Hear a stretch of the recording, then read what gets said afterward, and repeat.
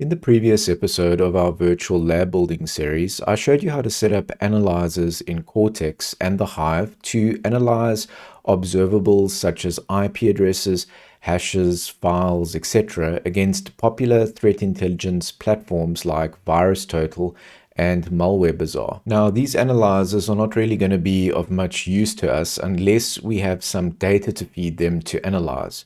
So in this episode, I'm going to show you how to integrate Wazuh or Wazuh, the SIM or SIEM that we set up in episode 9 to automatically feed and create alerts in the Hive, which is the security incident response platform we've deployed in our SOC lab. With these alerts, you'll be able to filter, categorize, and create cases to run against your Cortex analyzers, giving you some hands-on experience with these great open source cybersecurity products. So let's get started.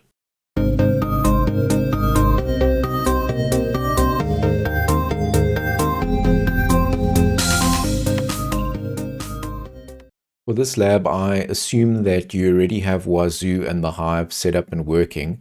I've covered this in episode 9 to 12 of this series, and I've also updated the Docker Compose config used to install the Hive, Cortex, and MISP in those episodes earlier this week, so check that out on GitHub.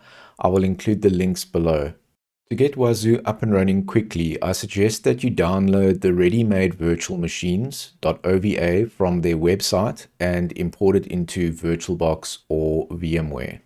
Okay, so to make this easy to follow for everybody, I have included the step-by-step guide on my GitHub as well, with all the commands that you'll need to run in order to make this work, including the scripts. Okay, so starting at step 1, we firstly need to make sure that we've installed Python and pip on our Wazuh server. If you've used the OVA provided by Wazuh, you'll notice that there is no Python 3 installed on there out the box. So it's a simple installation using sudo yum update and then installing Python 3 like I have used over here. And then you'll be able to see that you can just check that on your Wazuh server by typing Python -v, and then you'll see the version is 3.6.8, which has been installed on the server. Okay, so moving on to step 2, we need to now use pip to install the Hive for Pi, which is a module that is going to be referenced or imported into our custom integration script, which we're going to talk about in step 3.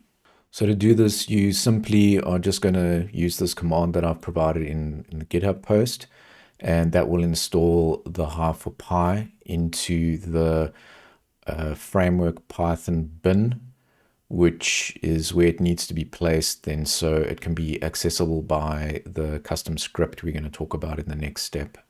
Okay, so moving over to step number 3, this is where we're going to create the script. And the script is going to need to be placed in var osec integrations, and we're going to have to call it custom-w to the hive.py, like I've used in this case. You can simply create this script by using your preferred text editor like Nano or VI or whichever you prefer. So I just want to note a few things about this script.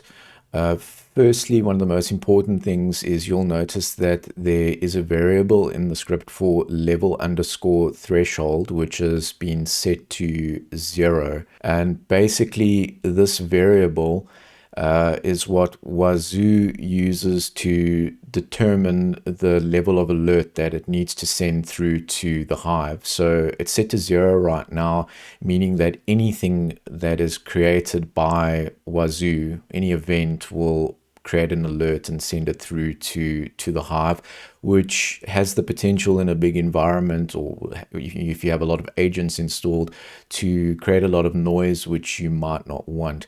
So what I've done is I've also included the documentation for Wazuh's rule set classifications. Here's a link over here that you can have a look at, and you can determine which of the levels from 0, 1 to 15 you would prefer and then that will determine what Wazuh essentially sends through to the Hive. Just some other notes about the script. If you look over here, you can see that we've imported the Hive for Pi module, which we installed in the previous step. And then just a second issue that I found when setting this up, if you're using the already created OVA provided by Wazuh, the Wazuh-user account which you log into the server with doesn't have permissions to access any of these folders like the var osec integrations or any of the other folders past this osec directory. So in order to give yourself permission to create these particular scripts and to update things, you're going to have to set yourself up as root. So to do that, you're just going to type in sudo su into your command line and push enter. And then from there, you're going to have to just use the password that the Wazuh user uses, which is just Wazuh. And then you'll see you've been elevated now to root privileges, and then all those permissions that we had issues with earlier will then go away. And then you should be able to easily create these files and scripts without any hindrance. Okay, so just to show you that that script has been created in the var-osec-integrations, we can check this command over here, and you'll see I have the custom-w to the hive bash script, which we're going to create in the next step, as well as the custom-w to the hive.py integration script, which we've just included now. So if we just type in nano custom to the hive.py, you'll see there's everything included in that script that we need.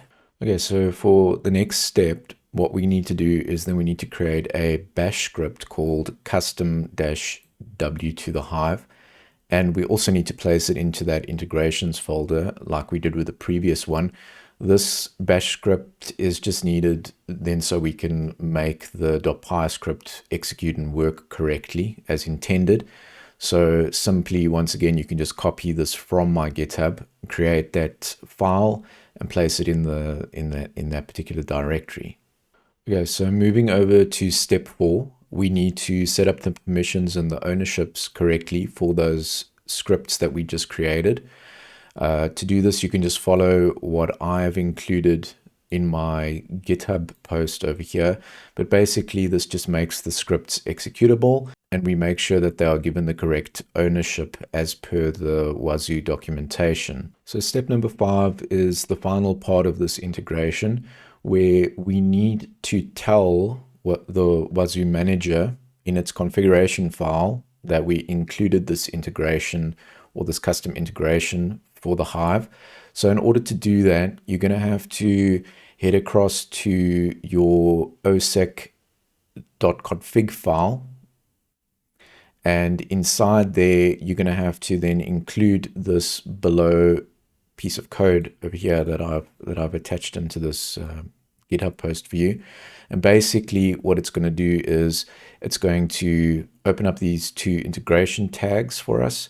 And we're going to tell it that it's called custom-w to the hive. And then over here where we look at the hook URL, this section over here is where you're going to put the IP address of the Hive server on port 9000, if that's the port that you've set it up on.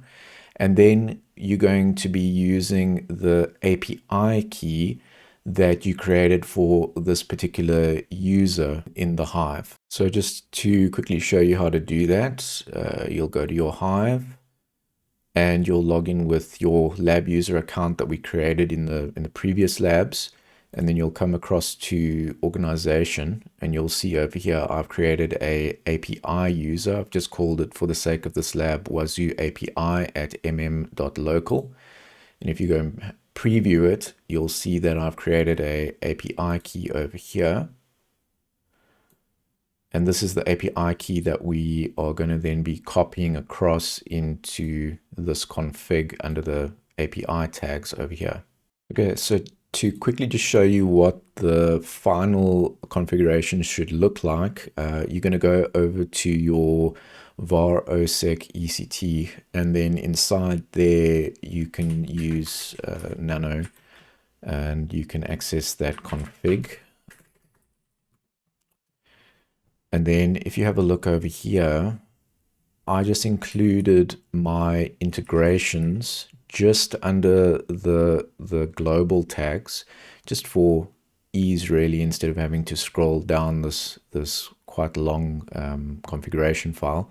And then you'll see over here I have included my hook, which points to my Wazuh server, which is 10.0.2.10 in this case. You'll see that this is the same IP address and port that we are accessing it through the browser on. And then just below that, going back to the config again, you can see I've included the API key, which is the one that we created over here. So those both match up. Once you've finished updating your config and creating your scripts, then the final command that you just need to run as sudo is the systemctl restart, just to restart the Wazuh manager. So if everything worked out accordingly for you and you got the configuration right, then we can head over to the Hive and we can go and have a look at this alerts tab over here. And you'll see that the alerts will start to stream in from Wazuh to the Hive. At the moment, I have my alert threshold set to 0, so everything that is being created by Wazuh is now streaming across to the Hive. As I said to you earlier, you can adjust this to work for your unique circumstances, but for the sake of this demo, I just left it at that, just to ensure that we have data streaming through. And over here, you can see that we have a lot of information that has come through. This is just background checks that Wazuh is doing, checking permissions and all sorts of things like that. Just one that I want to show you here. Over here is an interesting one. It picked up when we changed over from our Wazuh user to root. So it shows a successful sudo to root executed. So if we want to see a little bit more info about this, we can then just simply click on it, and you'll be able to see it's given it a title, and it shows you some information here that it's rule level 3 and what ID it triggered, and then where this rule potentially fits into the MITRE framework, what tactic it uses. So in this case, this could be considered as privilege escalation or defense evasion. And yeah, you can just, it gives you information about the technique. And if we scroll down, we can see that this came then directly from our Wazuh server. And over here, it's just a little bit of information about how this was run and the data and so on. So as you can see, Wazuh gives you quite a lot of information when this event was triggered. And from here on, say this was a potential threat, well, you could action it in some way where you could assign it to a particular analyst. You could create a case around this. You could do various things with this particular information moving forward. So I do encourage you to go and play around with Wazuh and the Hive, and it'll give you some hands-on experience of what you could experience in a SOC environment. So we're going to wrap up this lab for today. You should now have a reasonably functional SOC environment to play around in. I encourage you to go set up Wazuh agents on your lab machines and feed the data through to the Hive and play around with all its features. I believe that having hands-on exposure is probably one of the best ways to learn new things. If you've enjoyed this content and found it useful, please consider liking and subscribing to my channel. Your support is always appreciated. Thanks for watching, and I'll see you soon.